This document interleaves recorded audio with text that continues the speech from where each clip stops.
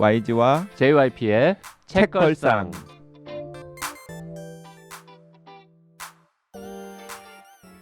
책에 관한 걸쭉하고 상큼한 이야기 YG와 JYP의 책걸상이 찾아왔습니다. YG 강량구입니다. JYP 박재영입니다. 박평 박혜진입니다. 드디어 2022년의 마지막 주 방송을 시작합니다. 네, 자칫 잘못하면 책걸상 마지막 방송이 될 뻔했는데 그렇죠. 책걸상 고별 방송 될 뻔했는데 정말 많은 분들이 막 참여해 주셔가지고 내년에도 시즌 5로 계속 이어지게 되었고요. 근데 정작 JYP나 YG는 굉장히 걱정을 많이 했는데 우리 고아한 박평님께서는 걱정이 안 됐다면서요. 될 줄 알았다면서요. 아니 저는 걱정하지 않았어요. 그 팬덤을 믿었기 때문에 요즘은 이게 성공했다는 걸 보고 나서 역시 세상이 많이 바뀌었다. 이제 모든 것의 중심의 축은 이 팬덤의 에너지로 다 이루어지는구나 막 이런 생각도 들고 그 핵심에 책걸상이 있다니 너무 힙하다 이런 생각도 했습니다. 너무 힙해요. 네. 힙조 씨가 진행하는데 힙하겠죠. 네. 네. 아이고 참. 진짜 우리는 걱정 많이 했고 3, 4일째 됐을 때 실적이 안 좋아서 진짜 안 되나 보다 했었는데 2주였잖아요. 거의 2주였죠. 그래서 일주일 지나고 한 7, 8일 정도 되던 날 아침에 JYP가 이런 상태면 그 작년 추위까지 막 비교를 해가면서 우리 망했다. 그러니까 되게 책걸상에 대한 애정이 대단하신 분이지. 작년 펀딩 추이까지 확인하시면서 비교 분석을 해서 작년 펀딩 추이와 비교해 보면 이거 폭망각이다. 위기감을 막 조성하셨던. 그리고 우리 다음 스텝을 좀 준비해야 되지 않느냐. 일단 이런 상태면 시즌 5를 1월에 바로 시작하기는 어렵고 이대로 책걸상을 접을 것인지 아니면은 다른 방법을 강구해서 뭐 2, 3개월 뒤에라도 뭔가 시작할 것인지 좀 심도 있게 논의를 해봐야 되지 않겠느냐. 그래서 이제 제가 뭐라고 말했냐면 저도 분위기가 심상치 않은 것 같긴 한데 일단 하는 데까지 해봐야죠. 제가 뭐라도 한번 읍소를 해보겠습니다. 그래서 페이스북에 글 하나 올린 다음에 분위기가 많이 바뀌긴 했죠. 네. 인싸, 그러니까 인플루언서. 분위기가 바뀌었어요. 그때 그 JYP가 혼비님이랑 박평이랑 같이 있는 단톡방에서 했던 말 기억나죠? 야, 지금 YG가 페이스북에 이 글을 올린 시간이 몇 시인데 맞아요. 내가 이 글 올린 다음에 24시간 안에 얼마 이상 늘어나면 내가 인플루언서 인정한다. 무엇을 위한 글쓰기였는지 인정해줄게요. 네. 인정을 받기 위한 맞아. 글쓰기. 네. 심지어 근데 그거 잘 쓰시더라고요. 심지어는 첨삭도 진짜. 받았다. 네, 그 틀린 부분들 막 아니 막 쓰라 그랬더니 2022년에도 계속 할 수 있도록 해주세요. 야 2023년이야 내년 이런 거 지적들이. 야 첫 문장부터 틀렸잖아. 막 이러면서 언론사에서 거의 데스크는 막 우리 책걸상 청취자분들 또 독지가 카페 회원 여러분들은 막 그거 보고 막 감동적이에요. 막 참여해야죠, 꼭 돼야죠, 같이 응원합니다. 막 이런 댓글들을 남기고 있을 때 JYP는 야 첫 줄부터 오타잖아. 막 팩트를 체크하고 이제 교정을. 아무튼 펀딩 과정에서 저희가 만들어 드리겠다고 성사되면 공개했던 이제 굿즈들이 있지 않습니까? 네. 그 사실 이제 디자인 시안이나 뭐 이런 거 결정하고 가격 다 알아보고 했지만 발주는 안 한 거죠. 펀딩이 성공을 해야 발주하는 거고 그리고 몇 개나 만들어야 될지 모르는 상태니까 그래서 성공한 이후에 발주를 해서 지금 이제 도착을 해서 우리가 다 보면서 피식피식 웃고 있죠. 네. 박평이 제일 좋아하더라고요. 오늘 왔죠. 네. 근데 박평이 보자마자 되게 황당하다는 표정을 지으면서 저 올 하반기에 가장 크게 웃었어요. 네, 현웃 가장 빵 터졌어요. 이렇게 들어올 때 입구에 잔뜩 그 박스 안에 쌓여 있더라고요. 그래서 근데 언뜻 봤는데도 색감이 너무 예쁜 거예요. 그래서 필통인가 보다 하고 들어와서 앉았는데 색깔이 우아하거든요. 딱 봤는데 뭐랄까 그 문구들이 색깔은 우아한데 문구는 안 우아해. 와, 그 단호해요. 단호박의 극치예요. 그래서 너무 재밌어서 문구는 굿즈 받은 다음에 직접 네. 확인해 보시고요. 네.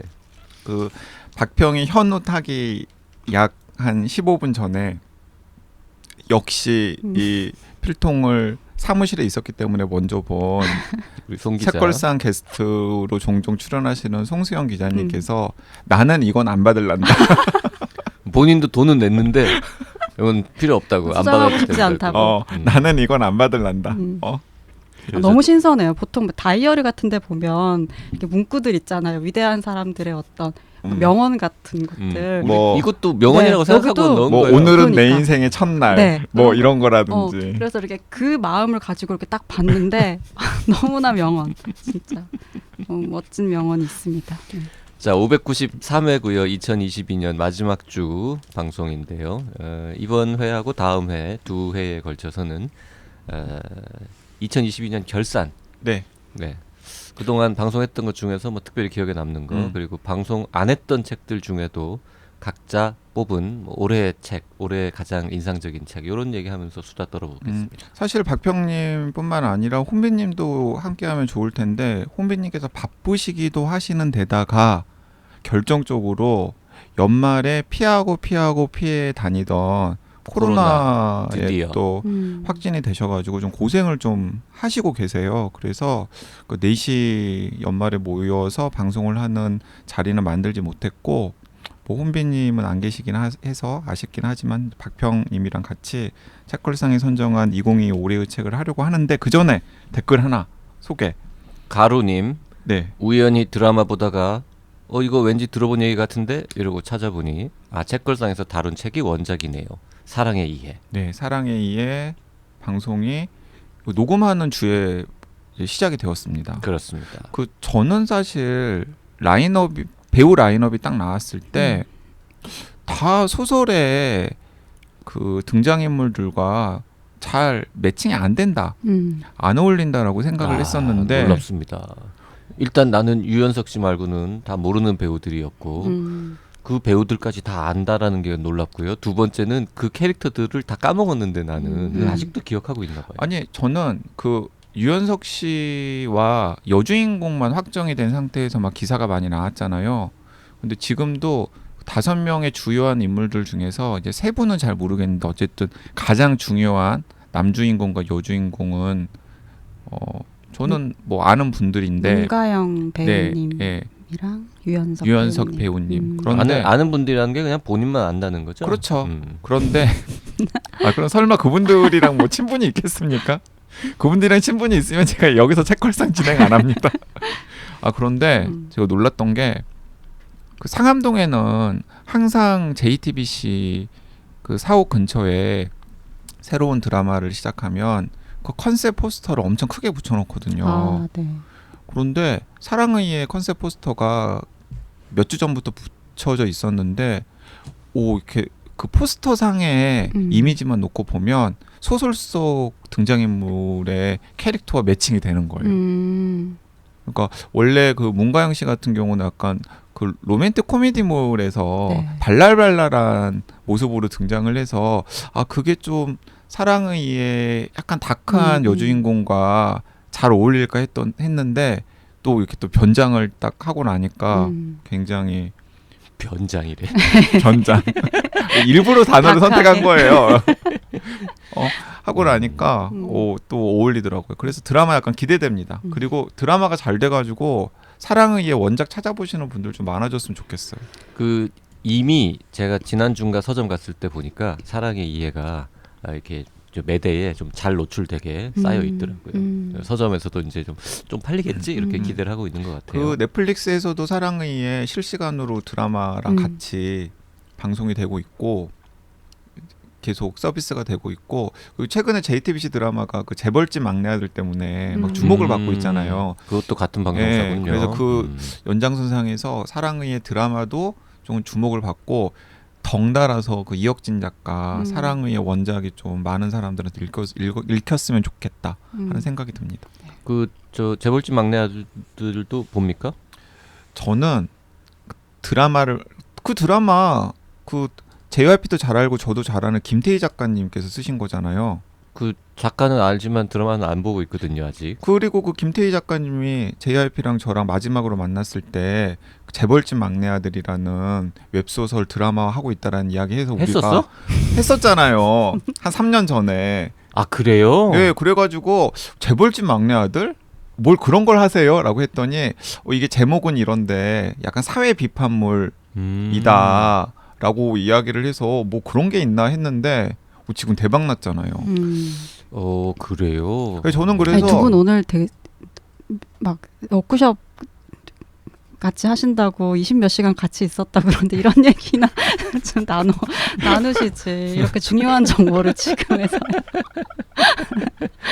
지금 갑자기 박평이 네. 얘기했는데 지금 YG와 JYP가 7시간째 같이 있습니다. 지금 어떻게 하다 보니까. 네. 그 어제 저녁에 만나가지고 이제 오늘 제가 휴가를 낸 상태인데 계속 지금 있는 상태입니다. 뭔가 어제 저녁에 행사가 있어가지고 그 김태희 작가한테 지난 여름쯤에 카톡 한번 보냈었는데 답이 없더라고요. 그래서 그래요? 김태희 바쁘셨나 봅니다. 김태희 작가님 제가 카톡 보내면 바로 답 주시는데. 아 그래요? 마상. 그 환혼도 지금 시즌 2 보기 시작했죠. 네, 너무 재밌습니다. 그 사랑의 이해도 볼 겁니까? 사랑의 이해도 볼 겁니다.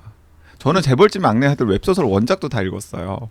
그 두꺼운 거를? 근데 이제 그 5권인가 막 물론 스킵하면서 읽었는데 왜냐 스킵하면서 읽는 게 원래 또 웹소설의 맛이기 때문에 아무튼 너무 궁금한 거예요. 책은 언제 읽으며 일은 언제 하고 정말 궁금합니다. 브이로그 한번 찍으셨으면 좋겠어요. 일상 브이로그. 하루가 남들보다 기나? 그렇지도 않습니다. 잠을 안 자나? 잠도 뭐 자는데요. 펀딩 성공 축하해주신 분들 댓글 짧은 거 2개만 더 소개하고 넘어가겠습니다. GINY님 우아우 107% 달성 짝짝짝 함께 해주신 분들 정말 감사합니다. 내년도 행복 한 조각 예약되어서 너무 기쁘네요. 멋진 책걸상 만들어주시는 YG, JYP, 박평님, 혼비님 내년에도 건강하세요. 참 박평님 책 사면서 민음사 책 3권 추가 구입했습니다. 자꾸 박평이 책걸상 출연하면서 가져가는 게 없다, 얻는 게 없다 이런 이야기 나오니까 맞아요. 약간 신경이 쓰이시는 거야. 자, 민음사 책을 3권 구입해도 박평이 가져가는 건 별로 없습니다. 네. 차라리 박평 통장에다가 후원을 해주시는 게. 박평 계좌번호 한번 읽을까? 다음에 언제 아니에요. 날 잡아서? 아닙니다. 네. 애정을 받죠. 응원가. 네, 요키님께서 계속 하고 싶은 마음 100칸이라는 박평님 말에 괜히 코끝이 찡했습니다.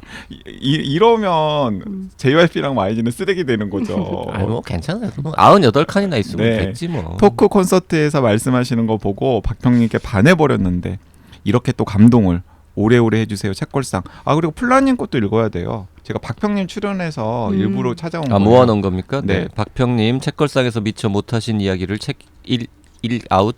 이거 읽을 때마다 어떻게 읽어요? 책길 아웃? 책기가웃. 하여튼 해서 다 하셨네요. 시인과 고아하지만 편협하지 않은 평론가의 대화는 문학해서 참 좋았습니다. 비평집은 분석적인 읽기를 싫어해서 멀리했었는데 박평님의 글은 꼭 찾아 읽겠습니다. JYP님, YG님, 혼비님과의 방송 중에 도서관 예산이 줄어든다는 이야기 끝에 잠시 정적이 흘렀던 거 아세요? 두 분이 펀딩 성공 안 해도 할 수 없다며 쿨한 척 하셔도 책과 책걸상을 얼마나 좋아하시는지 잘 압니다. 책걸상을 위해서 아무 조건 없이 시간 내주시는 혼비님, 박평님도 같은 마음이실 테고 소중한 책걸상을 지키려는 애청자들의 마음도 같을 겁니다. 책을 좋아해서 책걸상에 관심을 갖다가 진행자까지, 진행자의 아무 말 대잔치까지 좋아하게 되는 마법에 걸린 사람들이죠. 시즌5 펀딩 성공을 축하드리며 지구에서 책이 사라지지 않게 책걸상이 지켜주시기를 부탁드립니다. 네, 감동적입니다. 자, 오늘 2022년 책걸상 결산 혹은 2022년 올해의 책 이런 제목으로 방송을 하자라고 한 몇 주 전에 셋이서 합의를 봤는데 그 이후에 어떻게 방송을 진행할 건지에 대해서는 단 한마디도 서로 대화를 나누지 않았습니다. 왜냐하면 이제 이렇게 뭐 펀딩 그리고 뭐 펀딩 상품 뭐 연말 뭐 각자 또 해야 될 일들 그런 것 때문에 너무 정신이 없어가지고 우리가 대화가 좀 부족하죠. 그래서 뭐 각자 할 말들을 혹은 언급할 책들을 준비를 해온 모양인데요. 아 그런데 너무 저는 놀랐던 게 찰떡같이 이제 뭐 우리가 그 한두 개 한 게 아니잖아요. 그래서 박평도 딱 한 3권 정도 가져오고 JYP도 2-3권 정도 YG는 12권 12권 가져왔더라고요. 12권을 가져왔지만 그냥 제목만 이야기를 할 겁니다. 네. 그냥 우린 좀 쉴 테니까 12권으로 한 2, 3주 하는 거 어때요? 싫습니다. 네. 전 좋습니다. 그 시즌 4 1년 동안 HB 박평 2분 제외하고 한 15분 정도의 게스트들이 출연을 하셨었고요. 길게 소개한 책만 이게 지금 이게 셀 때마다 달라지는 것 같긴 한데 숫자가 한 76권 그 정도 소개를 했고 짧게 뭐 소개한 책이나 제목만 언급하고 넘어간 책까지 다 하면은 뭐 한 200권도 넘게 우리가 언급을 했겠죠. 우리가 최근 들어서 약간 그런 걸 좀 덜 하고 있죠. 뭐 책 처방이라던가 아니면은 뭐 이벤트 특집이라던가 이런 것들을 좀 덜 하고 있는데 시즌 5에서는 여러분들이 댓글을 좀 달아주세요. 그 지난 시즌 1부터 시즌 4까지 했던 것들 중에서 이런 거 되게 좋았다. 뭐 책 처방 되게 좋았다라든지 아니면은 뭐 여름휴가 특집 좋았다라든지 뭐 연말 특집 좋았다라든지 아니면 어떤 작가 한 명 놓고서 그 작가에 대한 전작에 준하는 소개를 하는 거 되게 좋았다든지 그렇게 댓글을 좀 남겨주시면 저희가 시즌 5 지금 계획을 계속 짜고 있는 상황이니까 맞춰가지고 준비를 해보도록 하겠습니다. 네. 박평이 가져온 책들 중에서 뭐 몇 개 일단 하나라도 좀 꺼내볼까요? 우리 저 책걸상에서 소개한 책들 중에서 골랐어요? 아니면 소개 안 된 책 중에 골랐어요? 소개된 책도 있고 소개되지 않은 책도 있어요. 지금 제일 먼저 이야기할 거는 소개된 책인데요.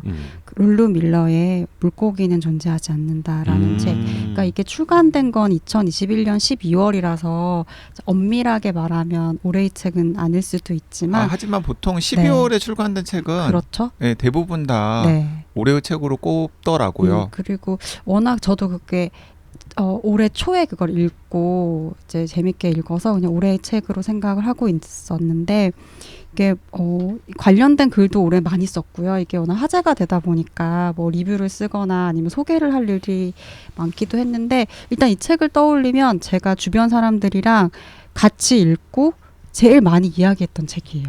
그래서 그 책을 같이 읽는다는 게 뭐 같이 어떤 내용을 이해하거나 해서 좋은 것도 있지만 서로의 삶에 대해서 이렇게 이야기를 할 수 있는 되게 중요한 어떤 매개물이 되잖아요. 그래서 지금 이 시기에 저를 둘러싸고 있는 이 사람들이 같이 이 책을 읽으면서 이 한 시기를 좀 지났다는 생각이 들 정도로 좀 독특한 책인데 되게 넓은 공감대를 형성했던 책이라는 생각이 들어요.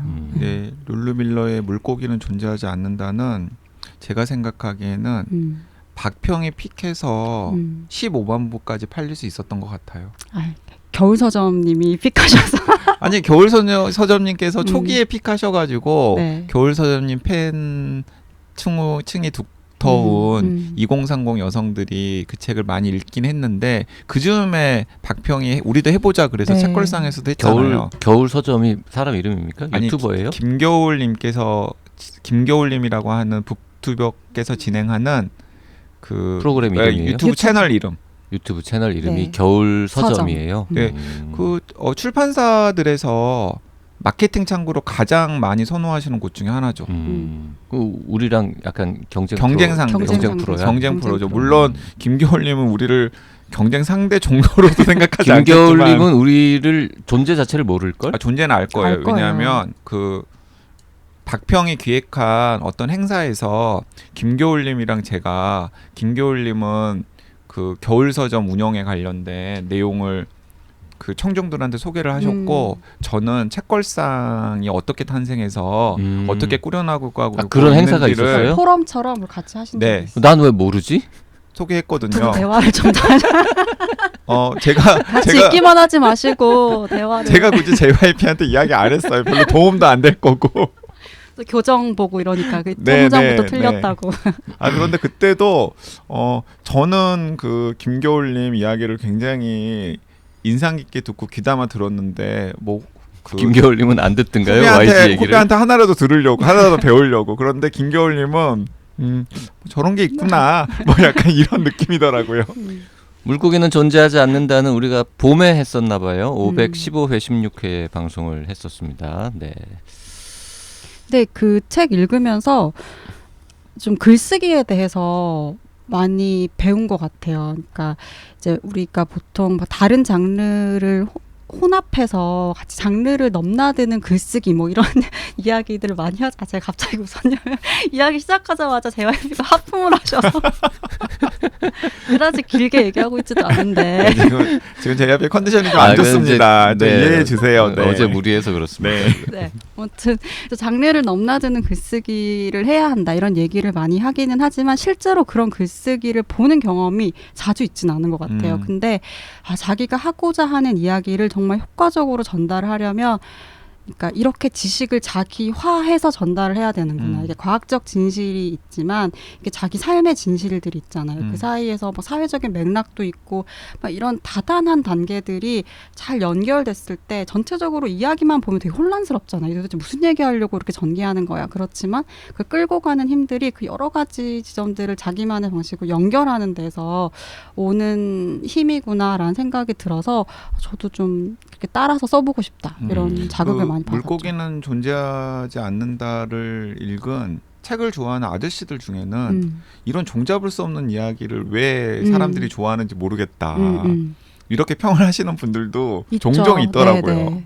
읽으면서도 근데 계속 그런 생각은 들잖아요. 왜 이렇게 정리가 잘 되지 않고 왜 여기서 이렇게 넘어가는지 모르겠고 근데 그 책의 가장 훌륭한 점은 그 혼란스러움이 형식적이기도 하고 내용이기도 하다는 것 같아요. 그러니까 하나로 단일하게 어떤 분류와 기준을 가지고 이야기할 수 없다. 어떤 정의를 내린다는 것 자체가 그 얘기를 그 혼란스러운 형식으로 또 주제를 전달했다는 점에서 완결성이 있었죠. 모든 책을 다 이 정도 깊이와 길이로 소개해야 되는 겁니까 지금? 아니 꼭 그런 건 아닙니다. 아니죠. 네. 난 할 말 없는데 근데 내가 골라온 책들은 박평한테 좀 더 많은 기회를 주는 거죠. 음. 왜냐하면은 대부분의 책걸상 청취자들이 박평 이야기는 쓸모 있는 이야기다라고 생각하시거든요. 그렇죠. 네. 빨리 넘어가 주시면 됩니다.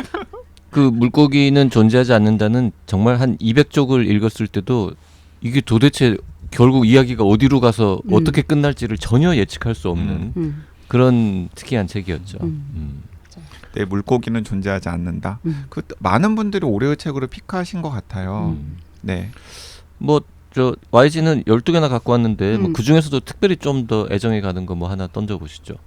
저는 왜 제가 이제 12권이나 가져왔냐면 이제 아무래도 그 책걸상에서 다루지 않았던 분야들 혹은 뭐 저는 평소에 주의 깊게 살피고 이제 읽기도 하고 그러는데 책걸상에서는 여러 가지 이유로 주로 JYP의 거부감 때문에 다루지 못한 거부감이라는 단어 너무 강렬하네요. 네. 그런 책 거부권으로 바꾸면 어떨까? 거부권.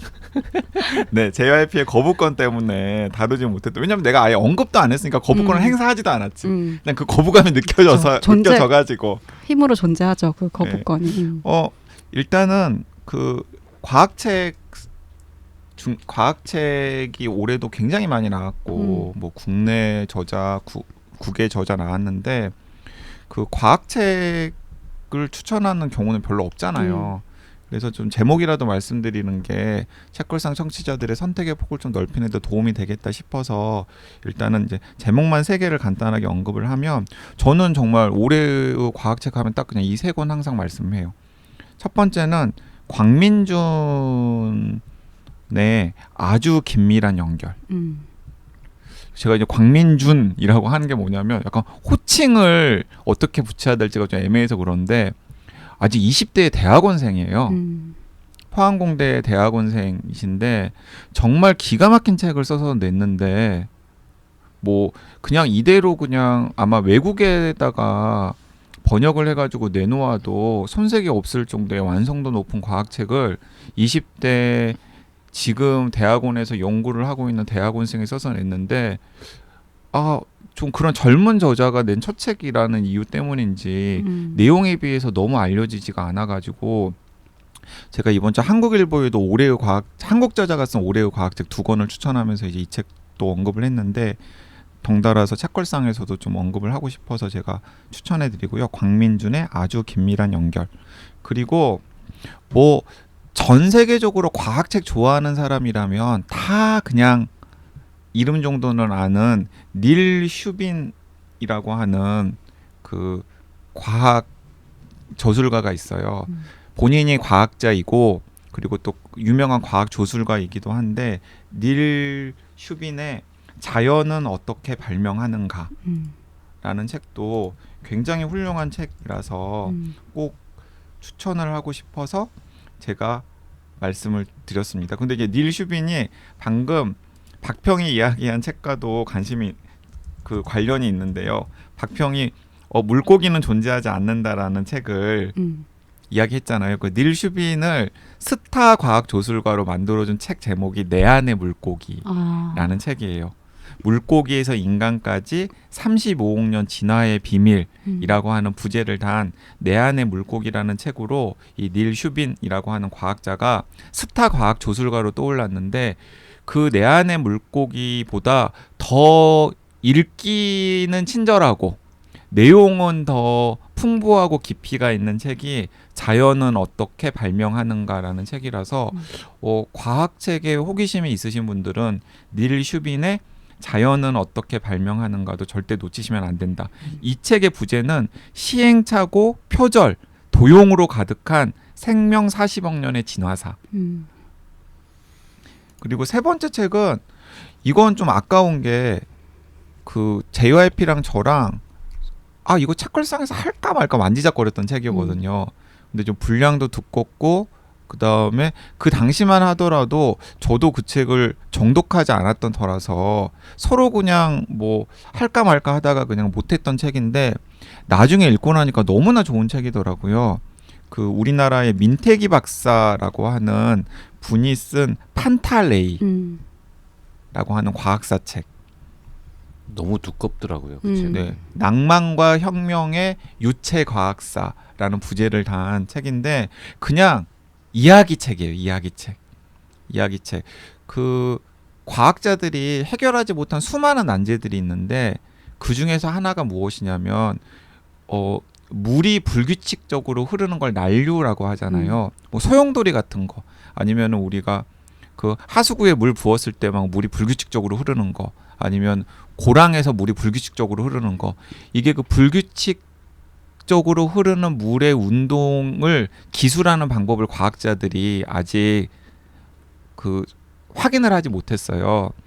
그래서 굉장히 오랜 기간 동안 많은 과학자들이 그 난류의 비밀을 파헤치기 위해서 다양한 시도를 했는데 그런 다양한 시도들이 어떤 인물들과 엮여 있고 그리고 그 인물들이 살고 있는 사회상과는 어떻게 엮여 있고 또 그 인물들이 그렇게 난류의 난제를 해결하기 위해서 천착을 하다가 얻은 그 과학 지식이나 아이디어로 실제로 과학 기술을 어떻게 발전시켰는지를 진짜 굉장히 입담 좋은 아저씨가 그 조카를 앞에 두고서 아니면 학생들을 앞에 두고서 조곤조곤 설명하듯이 쭉 서술한 책이 판탈레이라는 책이고 판탈레이라는 책 제목이 만물은 흐른다라고 하는 그리스어잖아요. 그래서 흐르는 것에 대한 과학 그래서 한번 이 책도 눈높이가 그렇게 높지 않으니까 과학책 오랜만에 도전해보고 싶다 하시는 분들이라면 한번 읽어보시면 좋겠다 생각이 듭니다. 눈높이가 높지 않다 이건 좀 표현이 이상하지 않습니까? 눈높이가 지적질. 난이도가 높지 않으니까. 네. 두께는 엄청 두껍던데. 엄청 두껍더라고요. 근데 그냥 완전히 그냥 이야기책이에요. 이야기책. 그래서 그냥 편안한 마음으로 읽으시면 돼요. 뭐 계속 할 겁니까? 아닙니다. 3권 한꺼번에 하셨는데. 일단 과학책 3권. 과학책 12개 중에 과학책은 3개인가 봐요. 네. 아, 그래서 묶어서. 일부. 네. 과학편. 저는 이제 상당히 힘들었습니다. 올해 읽은 책들 중에 막 정말 이건 짱이다 싶었던 책이 별로 없더라고요. 항상 서로 약간 푸념했잖아요. 요즘에 재밌는 책이 왜 없지? 재밌는 책도 없고 막 이렇게 감탄스러운 훌륭한 책도 없고 뭐 다 그냥 고만고만하다. 이게 과연 진짜 좋은 책이 좀 안 나온 것인가 아니면 늙은 것인가 아니면 우리가 좋은 책을 찾지 못하는 것인가 아니면 JYP 책이 안 나왔기 때문인 것인가. 아니면 그냥 책이 JYP가 좋은데. 성격이 나빠지고 있는 것인가. 진짜 어젯밤에 제가 깜짝 놀랐던 게 JYP가 90분 동안 강연을 했거든요. 근데 이제 90분짜리 책 광고를 제가 처음 봤어요. 개념 의료에서 시작해서 개념 의료로 끝나는 진짜 근사하지만 세상에 한 번도 존재한 적이 없었던 90분짜리 책 광고. 그걸 쉬지도 않고 쭉 얘기를 하더라고요. 다 듣고 나서 구입하고 싶은 다시 읽고 싶은 어떤 욕구가 진짜 많은 사람들이 네. 왜 책을 안 가지고 오셨냐부터 시작해서 미리 이런 강의인 줄 알았으면 책을 가져와서 꼭 사인을 받을 텐데. 강의하고 있고 옆에서 책 이렇게 또 돌려서 돌리고 있고. 종교 단체에서. 그 다음에 같이 저 우리 책 PD 한번 같이 가자. 책 몇십 권 들고. 아니 정말 진짜 깜짝 놀랐어요. 제가 처음은 이렇게 시작해요. 제가 이 기관에 대해서 약간 불만이 있습니다. 불만이라고 안 그랬습니다. 섭섭한 마음을 가지고 있었어요. 네.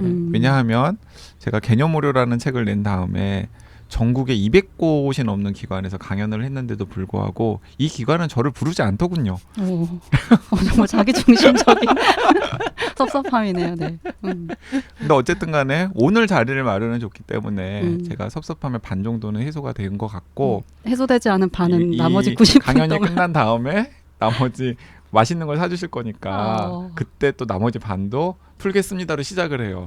그리고 맨 마지막에는 아예 그냥 슬라이드에 또 책이 또 나와요.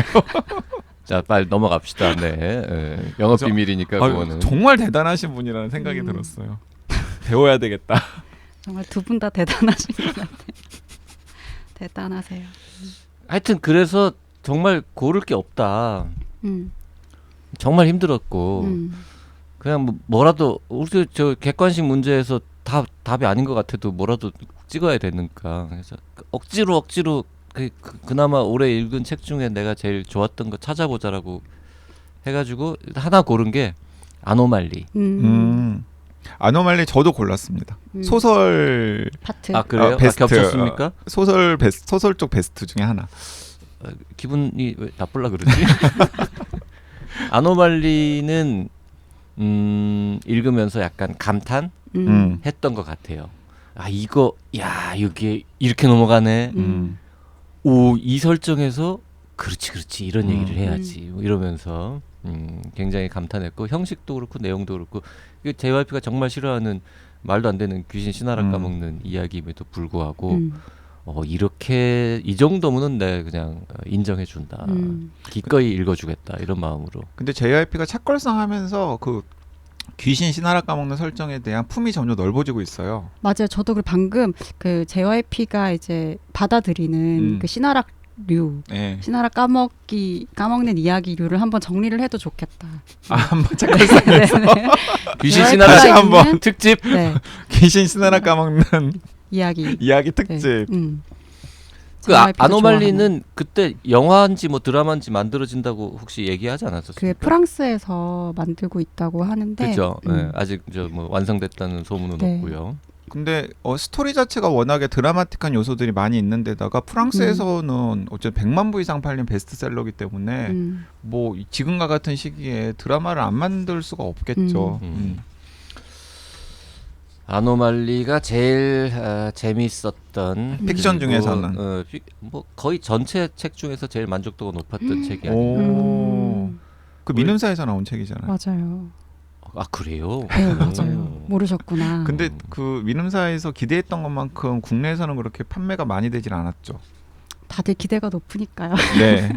근데 책걸상의 영향력이 여기까지인가? 아니에요. 전반적으로 그 소설들이 올해 기대했던 것보다 많이 못 미치는 경우들이 많았던 것 같고 특히 올해 좀 그랬던 것 같아요. 아노말리는 541회 2회에서 방송을 했었네요. 네. 이것도 박평이랑 같이 했네요. 네. 같이 했었어요. 물고기도 박평이랑 당연히 같이 네. 했었고. 그리고 아노말리 우리가 책 나오자마자 바로 읽게 된 것도 사실 박평 때문이에요. 제가 바로 아마 책 보내드렸을 네. 거예요. 박평이 굉장히 재밌다. 네. 아무것도 기억하지 못하시는.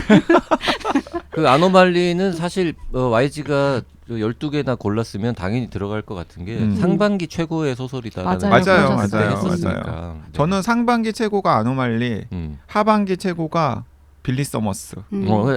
또 맞아요. 빌리 바로 서머스 넘어가면 넘어갑시다. 되겠다. 네. 소설편. 아노말리, 빌리 서머스. 아 그리고 거기에 내가 정말 정신없이 읽었던 책이어서 아 이렇게 나를 정신없이 읽게끔 한 책이라면 이건 거의 올해의 책으로 꼽아도 되지 않을까라는 생각을 했던 책이 그 에이모 토울스의 링컨 하이웨이. 이게 참 어떤 작가에 대해서 편견을 가지면 안 되겠구나라는 생각도 들었던 게 저는 사실 그 에이모 토울스의 전작들 있잖아요. 뭐 우아한 연인이라던가 모스크바의 신사라던가 이런 책들에 그렇게 깊은 감동이나 막 마음이 끌리는 재미를 느끼지 못했었거든요. 그래서 링컨 하이웨이라고 하는 새 책이 나왔을 때도 그냥 한쪽으로 밀어뒀었어요. 그러다가 여름쯤이었나 가을쯤이었나 뭐 연휴가 있었는데 아 오늘 좀 몰입해서 읽을 만한 책이 없을까 하고 책꽂이를 막 이렇게 보다가 그 두꺼운 책이 읽어야 될 책 그 칸에 꽂자 있는 거죠. 그래서 그래 이걸 읽자. 그런데 처음에 한 20페이지 정도까지는 무슨 얘기를 하려고 하는 거지? 했는데 그 다음부터는 너무 정신없이 한 700쪽 정도 됐던 걸로 800쪽도 넘습니다. 800쪽 정도 되는 내가 나도 보고 싶어가지고 설정도 참 근사하고 내가 재미있어 할 것 같더라고요. 그래서 읽을까 말까. 내가 재밌어 할 거라고 그랬잖아. 그러니까 그래서 살까 이러고 봤는데 800 몇십 쪽이더라고. 그래서 이건 힘들지. 이러고. 근데 에이모 토울스가 또 오바마 추천 뭐 게이츠 추천에 자주 오르는 작가잖아요. 근데 저는 오바마 추천이랑 별로 안 맞거든요. 게이츠 추천하고도 약간 좀 소설은 별로 안 맞고 그래서 일단은 이 책도 뭐 별로일 것 같은데라는 생각이 들었는데 진짜 800쪽 넘는 소설을 밤잠 안 자고 몰입해서 읽었어요. 가장 큰 힘이 뭐예요? 그 동력이? 일종의 그 10대 소녀들이 내 모험기거든요. 모험기인데 일단 너무 궁금해요. 이야기가 재밌는 거예요. 이들이 어떻게 될지가 너무 궁금하고 그리고 중간중간에 아마 이제 작가가 전하고자 하는 메시지가 그런 대목들이 담겨 있을 텐데 그 소년소녀들이 다 아픈 과거사를 가지고 있어요. 그래서 아픈 과거사를 그들이 극복하는 나름의 방식들이 있거든요.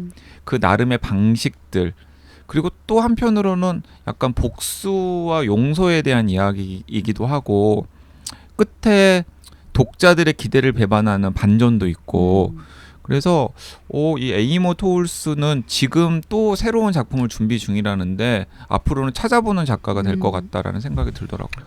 자, 링컨 하이웨이 JYP만 읽었으면 아마도 방송에서 다루었을 것 같은 책인데 너무 두꺼워서 못 다뤘으니까요. 두꺼운 거 거부감 없으신 분들 그리고 YG 픽을 애정하시는 분들은 링컨 하이웨이 도전해 보셔도 좋겠습니다. 뭐 빌리 서머스 극찬이야 제가 워낙에 빌리 많이 했기 때문에 서머스는 뭐 우리가 방송을 했었으니까 네. 뭐 더 길게 얘기 안 해도 될 것 같고요. 자, 2022년 결산 방송 오늘은 요 정도 하고요. 다음 시간에 수요일 날 다시 이어. 그 박평이 또 다음에 어떤 책 소개할지만 살짝 제목만 언급하고 그럴까요? 수요일로 넘어가는 게 어떨까요? 저는 정지음 작가 언럭키 스타트업 이라는 책이랑요. 약간 뜻밖인데. 그걸 가져왔어요. 네. 오호. 그리고 김현수 작가 소설집 이토록 평범한 미래 이렇게 두 권이요. 후자는 뭐 선정할 수도 있는데 언럭키 스타트업을 올해의 책으로 골랐다는 거는 약간 의외인데 보통 이제 고아한 평론가들은 이제 그거보다는 조금 더 이렇게 무거운 책들을 고르지 않습니까? 일단 이제 민음사 직원이라는 네, 왜 골랐는지는 네. 수요일 날 네. 알아보도록 하겠습니다. 네. 오늘 여기까지 할게요. 고맙습니다. 고맙습니다. 네, 수요일 날 뵙겠습니다.